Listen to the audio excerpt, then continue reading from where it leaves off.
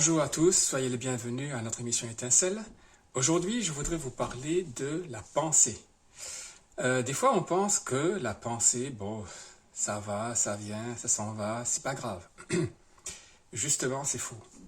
La pensée est très, très importante. C'est ça qui définit notre ligne de conduite, qui définit qui on est, Proverbe 23:7, qui définit ce qui va tomber dans notre cœur, qui définit notre avenir, les décisions qu'on va prendre. Donc la pensée est vraiment importante. Il faut savoir que Satan, il a un plan. Il ne vient pas attaquer par hasard, comme ça, de manière un peu aléatoire. Il a un plan, il est rusé. Il ne faut pas croire qu'il est bête. Il est vraiment rusé. Et tellement rusé qu'on a besoin des armes de Dieu pour tenir contre ses ruses. Et aujourd'hui, je voudrais vous parler de sa méthode d'attaque. Comment il attaque et comment il fait pour gagner du terrain. Et donc, on va regarder dans 2 Corinthiens 11:3. Je lis juste un verset parce que je n'ai pas beaucoup de temps. Mais je crains que comme le serpent séduisit Ève par sa ruse, ce qui est important, c'est comprendre que le serpent n'avait pas d'autorité sur Ève. Donc, il est venu séduire par la ruse. Vos pensées ne se corrompent aussi en se détournant de la simplicité qui est en Christ. Satan va appliquer cette méthode en détournant tes pensées de Jésus. Comment? Par la ruse. Il n'a pas d'autorité, il ne peut pas t'imposer. Et donc, il va ruser, il va passer par des chemins assez tordus. Et donc, voilà son plan. Il va arriver en te donnant une pensée qui te semblera correcte, juste. Et cette pensée, tu vas l'accepter. D'accord? Tu vas l'accepter pourquoi? Par ignorance de la vérité. Et une fois que tu as accepté cette pensée, et cette pensée devient tienne, tu vas finir par parler à partir de cette pensée. La pensée qui est là descend et passe par ta bouche. Et c'est cette finalité qu'il veut. Il veut que tu dises ce que lui, il a mis comme pensée en toi. Parce que ta bouche a le pouvoir de la vie, de la mort. Lui, Satan, et toute son armée des démons, il n'a pas ce pouvoir. Toi, tu as ce pouvoir de la vie et de la mort. Donc, s'il arrive à te faire dire ce qu'il veut te faire dire, il a gagné la partie. Très important ça, hein?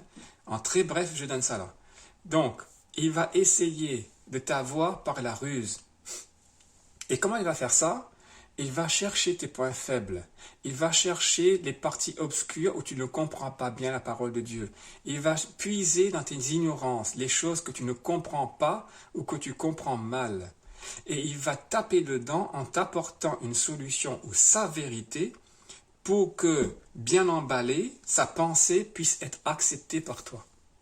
Parce que forcément, s'il te dit quelque chose où tu es ancré dans la vérité, tu sais pertinemment que c'est comme ça et il te dit le contraire, tu vas rejeter la pensée direct, quoi.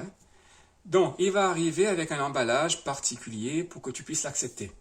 Et à chaque fois, il va jouer dans la partie de ton ignorance, là où tu es ignorant. Par exemple, avec les Galates. La partie il a tapé dedans, ben, c'est le côté religieux et l'ignorance aussi de l'évangile, en apportant la circoncision. Donc, une fois que cette pensée qui est la sienne, qui appartient à Satan, devient tienne, comme c'est la tienne, tu vas en parler. Tu vas parler et faire sortir cette pensée par ta bouche. Et c'est là que tu crées ce dont Satan veut créer. Comme lui, il ne peut pas le faire, il le fait à travers toi. Et donc, c'est tout ce processus qu'il faut couper et casser. Donc, l'autre verset que je voulais lire aussi, c'était dans Proverbe 18:21.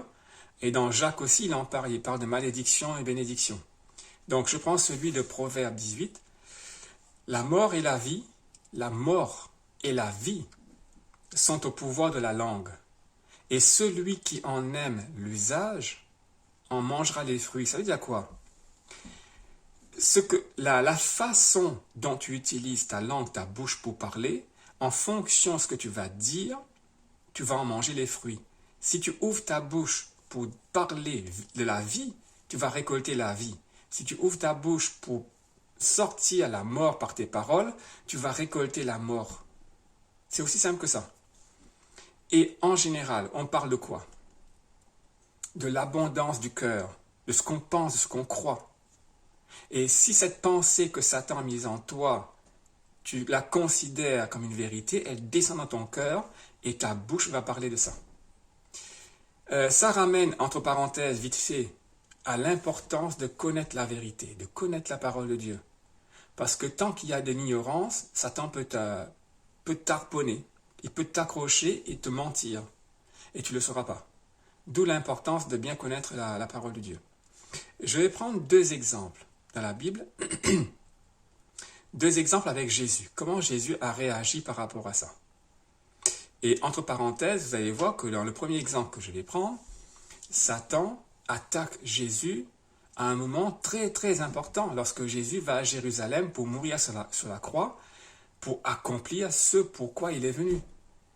Toute la mission de Jésus, mourir sur la croix pour prendre nos péchés, nos maladies, nos souffrances, tout ça, tout ce qui était attendu de lui, ben c'est là qu'il attaque. Il attaque par qui? Satan attaque par Pierre. Remarquez que Satan n'attaque pas directement Jésus. Il a essayé de le tenter dans les déserts, mais il n'a pas réussi. Qu'est-ce qu'il fait? Il passe par Pierre et il déguise son attaque en un sentiment de compassion. Donc on va le lire ensemble. Matthieu 16, 21, 23. Donc, au verset 21, dès lors, Jésus commença à déclarer à ses disciples qu'il fallait qu'il allât à Jérusalem et qu'il y souffrit beaucoup de la part des sénateurs, des principaux sacrificateurs et des scribes, et qu'il y fut mis à mort et qu'il ressuscita le 3e jour. Jésus n'était pas pris au dépourvu. Il savait très bien ce qui allait lui arriver. Il allait souffrir. Et il avait un corps humain comme nous et il savait que ça allait faire mal. Et malgré tout, il était vraiment décidé à y aller. Et qu'est-ce qui se passe? Alors, verset 22, Pierre, l'ayant pris à part, se mit à le reprendre et à lui dire, « Celui que Dieu le Père a révélé, à qui Dieu a révélé que Jésus est le Fils de Dieu. » C'est pas rien. Pierre avait cette oreille pour entendre Dieu, pour comprendre que Jésus, c'était le Messie. Et ce même Pierre, c'est Satan qui lui parle maintenant. Un coup, c'était Dieu le Père, et cette fois-ci, c'est Satan. Donc, il faut faire très attention à la façon dont on écoute. Et se mit à le reprendre et à lui dire, « À Dieu ne plaise, Seigneur, cela ne t'arrivera point. » En gros, qu'est-ce qu'il fait Pierre? Il est en train de dire à Jésus, « Écoute, je vais te protéger, non, tu ne souffriras pas, parce que Pierre fonctionne et raisonne comme un humain. Jésus ne raisonne pas comme un humain. Et donc, il est en train de lui dire, j'ai compassion de toi, tu vas voir, je t'aime, etc. Tu ne mourras pas, tu ne vas pas souffrir, on va te protéger, ou quelque chose qui ressemble à ça. Mais Jésus, écoutez bien, regardez bien la réactivité. Face à une agression de ce type, ou n'importe quel type, face à une agression dans le monde spirituel, dans la pensée, si vous traînez trop longtemps, ça prend racine. Une pensée, c'est comme une graine. Si vous n'enlevez pas de suite, ça commence à prendre racine. Mais Jésus, se tournant, dit à Pierre, et là, je fais une petite pause au niveau relation humaine. Jésus avait élevé en quelque sorte Pierre en disant, c'est mon Dieu, mon Père qui t'a révélé cela, Pierre. Et après, il va dire, sur toi, je bâtirai mon église, tout ça. Et là, tout à coup, il va reprendre Pierre, mais sévèrement. Il ne va pas hésiter à le reprendre. Pourquoi? Parce qu'il y a une vraie attaque spirituelle. Mais Jésus se tournant dit à Pierre, « Arrière de moi, Satan. » Il ne s'adresse plus à Pierre. Hein. Pierre a dû être choqué. Mais il précise, il dit, « Arrière de moi, Satan. » Ça veut dire beaucoup de choses. Ça veut dire que c'est Satan qui était, à travers Pierre, en train de viser Jésus pour l'empêcher d'aller là-bas. « Arrière de moi, Satan, tu mets un scandale. » Car tes pensées, cette pensée que tu as voulu me donner, tes pensées ne sont pas aux choses de Dieu, mais à celles des hommes. Le monde pense comme Satan pense. Et Jésus dit, non, arrière de moi, moi je ne pense pas comme ça, mes pensées ne sont pas comme ça. cette pensée que tu as voulu m'insuffler vient des hommes et arrière de moi. Donc vous avez vu que Jésus a ouvert sa bouche pour réagir contre ça. Il n'a pas ouvert sa bouche pour dire oui c'est vrai Pierre c'est dur, c'est vrai que j'ai pas envie, c'est vrai que c'est dur pour moi parce que dans le jardin de Gethsémani, il a transpiré des grumeaux de sang tellement c'était dur pour lui. Il aurait pu se faire plaindre, dire ouais c'est vrai, c'est trop dur, etc. Non, au contraire, il a parlé comme Dieu parle. C'est ce qui est important. Pour arrêter une agression, une attaque de Satan dans la pensée, ouvre ta bouche et dis ce que Dieu dit. Si tu ouvres ta bouche pour dire ce que les hommes disent, tu es en train de dire à la pensée, ancre-toi. Il faut ouvrir ta bouche pour dire ce que Dieu dit. C'est très important ça. Un autre exemple. Il y a le chef de la synagogue qui s'appelle Jairus, sa fille est mourante, une fille de 12 ans. Et donc il vient devant Jésus et lui dit, maître, viens guérir ma fille. Donc Jésus, ok, pas de problème, il se met en route, etc. avec la foule. Et lorsqu'il était en route, parce que la fille était malade, elle n'était pas morte, et au verset 49 du chapitre 8 de Luc 8, 49, comme il parlait encore, quelqu'un vint de chez le chef de la synagogue qui lui dit, ta fille est morte. Ne fatigue pas le maître. En fait, ne fatigue pas le maître, n'importune pas, ne le dérange pas, ne le harcèle pas. En gros, le mot, ça peut dire tout ça.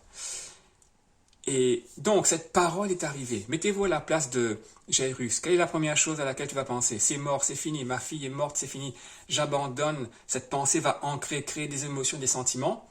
Et tout à coup, la foi, plus de foi. Il n'y a plus de résultat. Jésus, qu'est-ce qu'il fait? Il ouvre sa bouche et il arrête net cette pensée. Il dit, mais Jésus l'ayant entendu, dit à Jairus, ne crains point, crois seulement, et elle sera guérie. Voilà.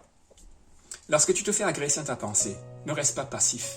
Sois agressif toi aussi. Ouvre ta bouche et dis ce que Dieu dit, et cette pensée va partir. Amen. Voilà, je m'arrête là, et je vous dis au revoir. On se revoit la prochaine fois, et on va parler d'un autre sujet. Comment sauver sa vie en la perdant. D'ici là, soyez bénis et à bientôt.